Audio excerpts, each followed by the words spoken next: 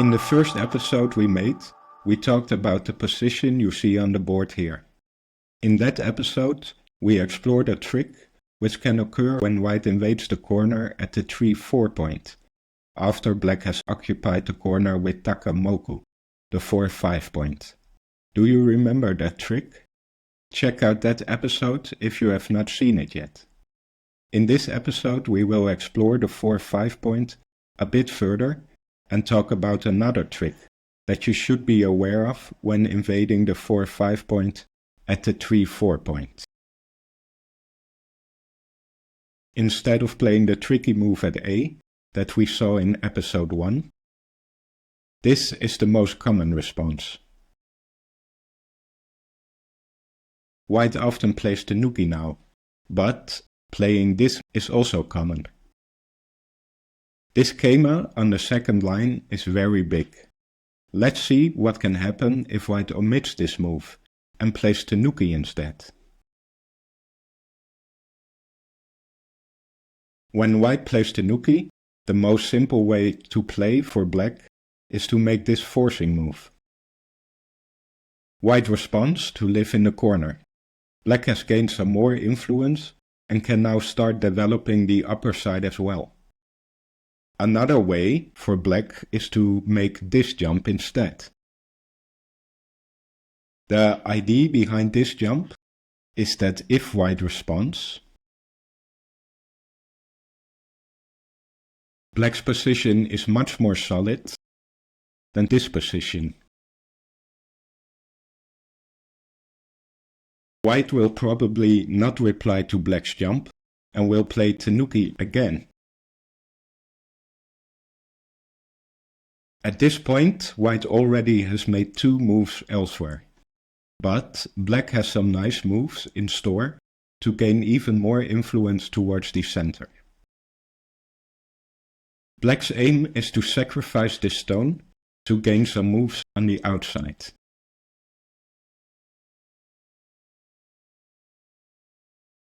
White makes 2 eyes. But black is happy to get these forcing moves.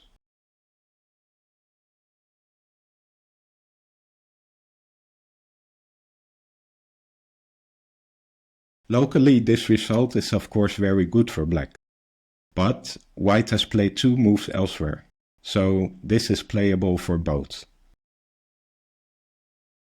Let's return to the starting position of the Joseki. Instead of playing at A or blocking at B, another complicated variation black can try is the Hane on the inside at C. Let me show you the Joseki quickly.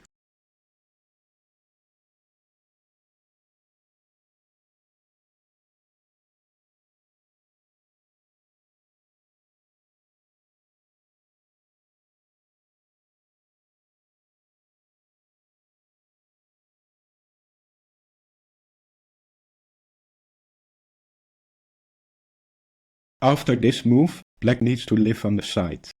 The most easy way to do that is to play at A. But there's a better way to live. Black pushes once. This gives him the opportunity to play this peep. This move is worth remembering, as it occurs frequently. It is a much better way to live than simply playing at A.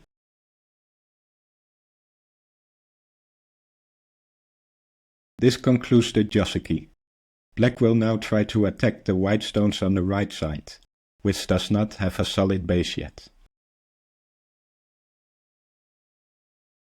Playing the attachment of A is not good, when black already has a stone in place around the marked stone. Black will not hesitate to play the Joseki we just saw. This is a very severe move now. Let me quickly play the Joseki again.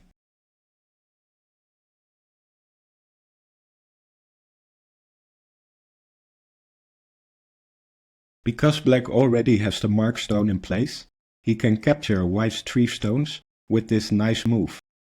This is a disaster for white.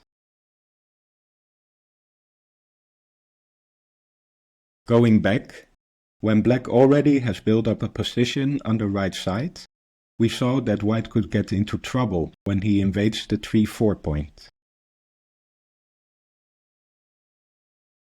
White cannot attach at A here. Where would you play in this position instead? It is easiest for white to forget about the 3-4 invasion in this case, and to invade at the 3-3 point instead.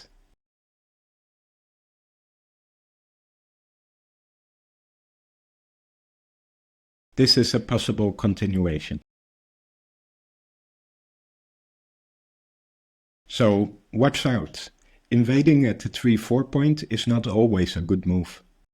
Thanks for watching, and see you next time.